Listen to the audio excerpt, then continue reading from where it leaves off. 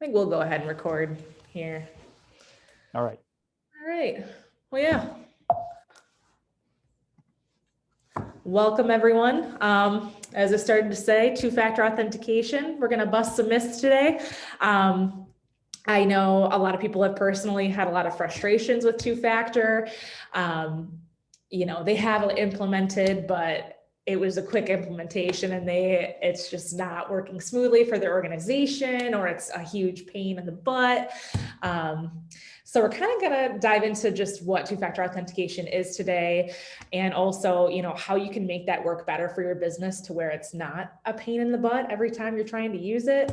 And it's not a huge frustration station thing every time you're trying to get logged into everything. So we're kind of just going to jump right into it. So first off, we'll talk to you, Next IT. I'll hand it off to you, John, and talk about Next IT. Good morning. Yes, thanks. John Sohaki with Next IT. I'm coming up on my 5th year here with Next IT, and we are a managed service provider that brings technology to clients in West Michigan. We cover the entire west side of the state from 3 offices in Muskegon, Kalamazoo, and Traverse City.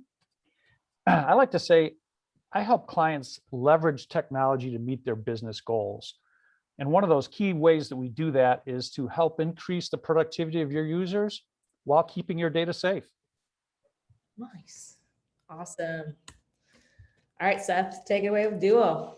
Yeah, absolutely. So my name is Seth. I've been with Duo Security for now almost 6 years. And, initially the entire kind of enterprise was about democratizing security, right? Making it simple, making it accessible, but also making it much more powerful than it used to be. What we're looking at now is also unifying that experience.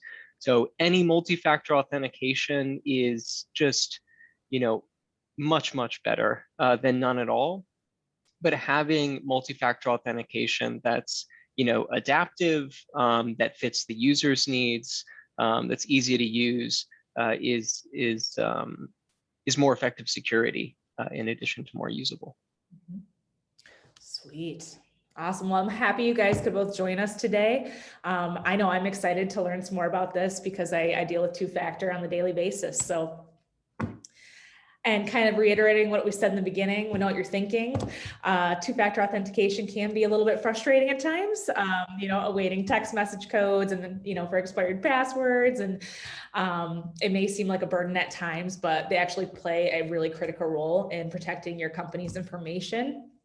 So they really are essential in 2020 and coming into 2021 as the remote workforce really continues to move forward.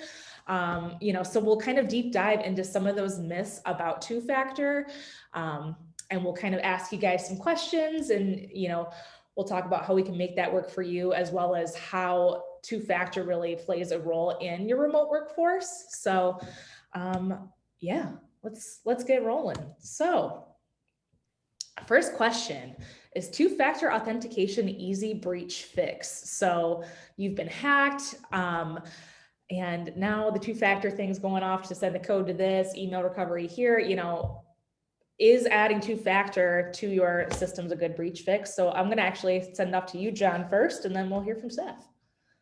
Great. My impression, Seth, correct me if I'm wrong. If you've had a breach, it's too late, right? Two-factor isn't helping you. Two-factor is preventing a breach from happening by, and I'm going to steal the tagline, right?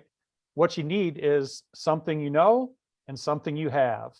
And that's the best way to authenticate your users for applications, because now we all understand with the deep dark web out there, our passwords are quickly being compromised, and that's what requires us to change them so frequently. So by adding two-factor, and I've got my cell phone here, it just pops up on my cell phone. That gives me something that I physically hold. It's another layer of security to help prevent that breach in the first place. Yeah, I totally agree with you there, John. Two-factor authentication, we see it as security hygiene. It is one of the, when it's properly configured, simplest things you can do to drastically reduce your attack surface. The way I think about a username and password is, these are just two pieces of information that could be entered from anywhere in the world, right? So it could be from, your office, home office, if you're lucky enough to have one, or it could be somewhere overseas with someone who has nothing to do with your business and should not be in it. But when we talk about a breach fix, that hygiene term I think is really relevant here, because brushing your teeth, that is great hygiene, but it's not going to fix a cavity, right? So you need someone like Next IT, a great MSP, who can actually come in there and assess what's the damage that's already been done. And then when you implement two-factor authentication, we want to make sure that the person enrolling a two-factor device is actually the person you want confirming their identity. So that's one of the big reasons that a tool like 2FA has to be in the right hands when it's deployed. Awesome. Cool. Another question for you guys. So does two-factor authentication protect against common threats? This is kind of jumping off the last one a little bit, but with the basic ransomware out there, how complex do these threats get, and how protective is two-factor, depending on the threat type? So John, if it's okay, I might take this one first. There are so many different kinds of threats out there, but in many ways, most attacks are looking to gain access to an environment first, and then the attackers want to move laterally throughout that environment and leverage the tools they get access to. So one really good example is, title companies, companies that are going to help you close on your mortgage. Obviously, people are wiring a lot of money when they do something like that. So it is very valuable if you can break into a title company's email and pose as them and change the account and routing number so that you can email those prospective buyers and reroute those funds. Now, does two-factor protect against common threats? Phishing, right? The practice of actually stealing a username and password, it is the least sophisticated form of attack. And for exactly that reason, it's also the most common form. It does not take a lot of skill to run that attack. It's also very cheap for attackers to blast out phishing links. And so while ransomware can be a little more sophisticated, right? We've seen the big ransomware attacks happen with state actors and other kind of malicious actors around the world. It really could just be some kid in a basement, learning how to, run phishing attacks. So I'm sorry, I may have rambled on there, but two-factor essentially reduces the amount of spread that can happen after an attack if phishing isn't the initial impetus, but it also can prevent an attack altogether by blocking that initial access as well. Yeah, great. I love those comments and really talking about the common threats there, Seth. This is what Next IT does for organizations. We come in and provide multi-layers of security protection. So, the biggest way we protect against phishing is with end user training, and check with our webpage. We did a phishing webinar just a month or two ago. Rewatch that if you want to get more details into phishing. But I look at two-factor authentication, as maybe the old days when you had a workstation connected to your office. It wasn't a big deal. You walked up, connected, got in. That's like walking into your house that's not locked, right? If you live in a remote territory like I do, a lot of people are still doing that. I think more recently they've locked their houses. But two-factor authentication is like walking into, maybe a nice New York townhouse, and you meet the doorman and he says, "Oh, hi, Mr. Sohaki, how are you? Nice for you to come in." And then you go up to your elevator, and then now you have something that you have a key to get into your device. Obviously, the doorman's going to stop a stranger and say, "Who are you? What's your access?" I assimilate that to your password. And then that key is something you have, your device, that sends you that two-factor code that changes all the time. So even if a hacker were to have your password, but you had two-factor authentication enabled, that makes it much more difficult, nearly impossible for him to get that information. Mhm. Awesome. I know too, from personal experience with, running different campaigns on social media or anything like that. I know recently Facebook and Instagram have really been pushing for the end user to have two-factor authentication, as a business owner running those Facebook business pages, and they're making it, I believe it's a requirement now that you have to have that in order for Facebook to move forward with, publishing posts for you to protect, their whole, to protect Facebook and Instagram from that stuff too. So, yeah, it's interesting to see how it's like an everyday thing. So kind of takes me into the next. So I know personally we use a lot of phones for, two-factor authentication devices, but should we be having several? Do you need several authentication devices? And then besides your phone, what are other ways you can authenticate end user? Got it, Seth? Yeah, absolutely. So, with Duo, there are lots of different options, right? You could use a hardware token. Most users go with the mobile app on their phone, which is going to send a push notification, and many others either get a text message, passcode, or a phone call. So, what's interesting here is not only are there many different authentication devices that you can use, there are different methods, within a single device that can be leveraged. Now, as to the question of whether you need them, the short answer is, technically you don't, right? You can get by with just a phone, because let's say you lose that phone, right? That's your second factor authentication device. In many cases, you go and get a new phone. Well, you've got the same phone number, right? And they have a way of verifying you when you're going to, put that new device on your plan. And so Duo is going to see that, and we can still send a text to that new phone. Now, I would say the best thing is to have at least one backup. So often companies have, voice over IP phone number, enrolling an office line, or having a token. Like I've got my little, it's tiny, YubiKey Nano here. You can barely see it, but it plugs into the USB-C port of my laptop.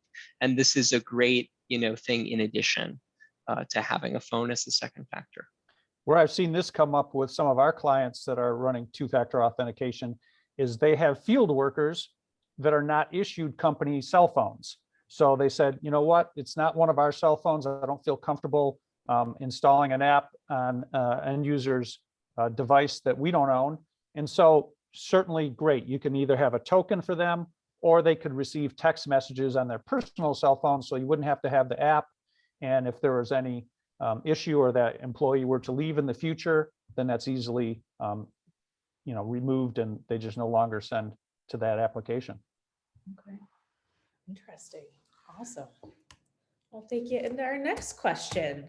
So, are there more ways to use two-factor authentication in an organization? So kind of how I phrased this question was, we use it for the typical like email authentication or website login authentication, but are there more ways you can utilize two-factor than what the most common organization is using today? Like, how can we use this tool more beneficially and add this to different programs to continue to keep organizations safe? Yeah, I'll start. We've been using it since, kind of pre-pandemic era, and have really rolled it out to all of our applications. And this is what I suggest to my clients. Don't just use two-factor authentication to log into the network. Use it for every single application, just in case a hacker gets in. It's a really easy tool for me to use. I just hit the, sorry, you can't see the screen. I just hit the app on my phone and pick the application there, and it will give me the code to put in. Or even nicer, a lot of our applications have push notifications, right? So it knows my device, and as I'm logging in, it sends me a green check or a red X, and all I got to do is hit that button and I'm in the application. It's awesome. Absolutely. Yeah. And I think you point out something important there, John, is, the best place to use 2FA is as many places as possible. The most important place, though, is anything that's remotely accessible, right? So we always want to it's not that we always want to start with, maybe there are compliance reasons to target certain applications, but the broadest attack surface is, by definition, the place where we have the most risk. But once you've done that, we've done a lot of the heavy lifting, right? The users are enrolled, we have Duo in the system. Now, where are there other places within the organization to add 2FA? And this is where the unified experience really comes into play. Because Duo is one tool that's helping to handle access and broker it to multiple applications, you can write policies which say, okay, if a user is already logged in to their O365, and then they open, Dropbox, like file sharing, or Salesforce, or some other common cloud application, Duo is going to see that browser session's running already, and we're not even going to prompt for a second factor. Now, that's not to say that 2FA is being bypassed, not at all. It's just to say we're recognizing that session is already running. So a lot of times, there's a hesitation, which is natural, that am I going to add friction for users by adding 2FA in more places? On the contrary, the user is probably going to notice 2FA less, because the more applications that are sharing this one access tool, the more they can kind of breeze through without having to hit a roadblock. Okay. Yeah, that's a great point, Seth. We call that single sign-on when talking to clients. And as you link those applications together, it goes out and checks that you've already been verified, and that helps that. Now, another thing that kind of hit my mind here is two-factor isn't the end-all be-all, right? If you've got a remote worker at home, you still want them to use that secure VPN connection to get back to your corporate network. I have a two-factor to get into my secure VPN, and then another two-factor to get into my applications. So it's just providing that additional layer of security every step of the way. Absolutely. Awesome. Cool. All right. I think this one was from you, Seth. So are a lot of people, they complain that, okay, I have a hard time getting my executives to allow these password changes to protect their data, or they, there's a lot of pushback sometimes from organizations for two-factor. So why do I have to add all this two-factor to get into my email or to get into this application or this application, for these people who think, I just don't have the time. I just don't have the time. And, Yeah. I mean, what would you say to that, essentially? one of the things I think about is, how often have I forgotten, a password, especially before I was using a password manager, for my own personal stuff all the time. I never forget my phone, for better or for worse, right? It's just like, if I don't have it, you get the phantom vibration, like, wait, where's my phone? And so what I mean by that is, having a password change interval, like certain companies we work with do 90-day password changes. They're very strict about it. That is a good practice. Absolutely. Even better than good practice, right? We're recommending it as best practice. Definitely. There are cases though where, a company, if they're really resistant to it, then having 2FA in there, regardless of the frequency of their password change, is going to help make them more secure, right? So, if there's a negotiation going on and it's like, oh no, we want that interval to be a little longer, and some roadblocks in place, 2FA is a great thing to have, to say, well, okay, if we're going to have that password used a little longer, maybe that's not ideal.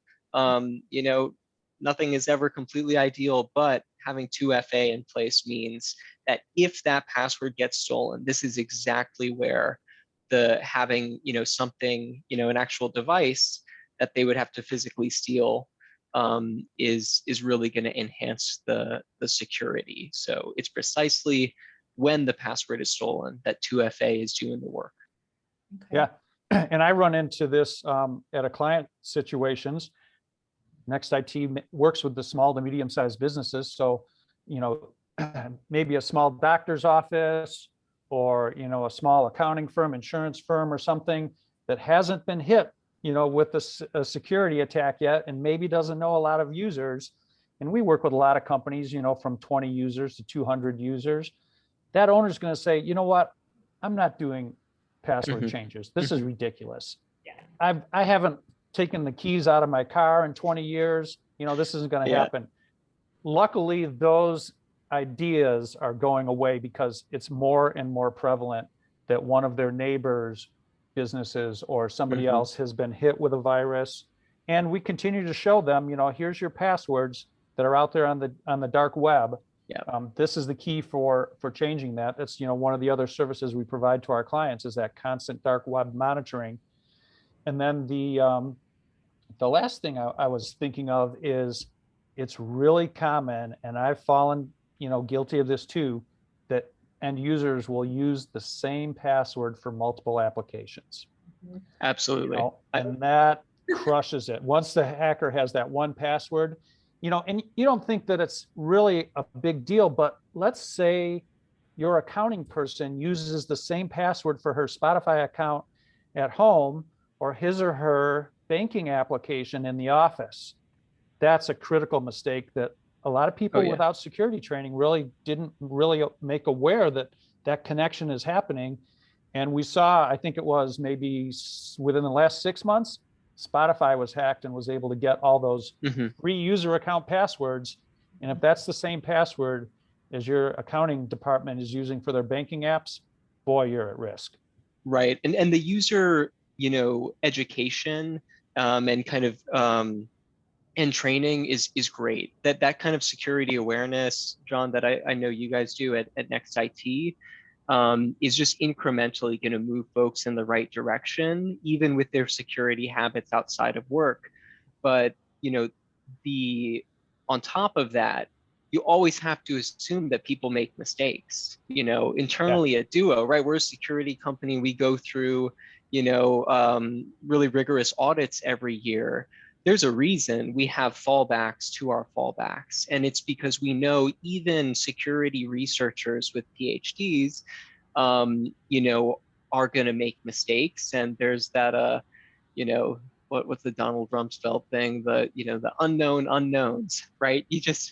Sometimes you never know. So better safe than sorry is the name of the game there. One quick remark on this is there is a way of being overzealous that can backfire, right? So if you had a password reset policy that was like 14 days, you know, not that anyone is doing that, but for the sake of argument, what's the first thing someone's going to do if they have to do a new one every 2 weeks? They're going to store it in plain text on the Notepad app, which is even worse, honestly, than like having it on a sticky note. Because at least a sticky note, you know, you can't access from, you know, a hacking farm overseas or something.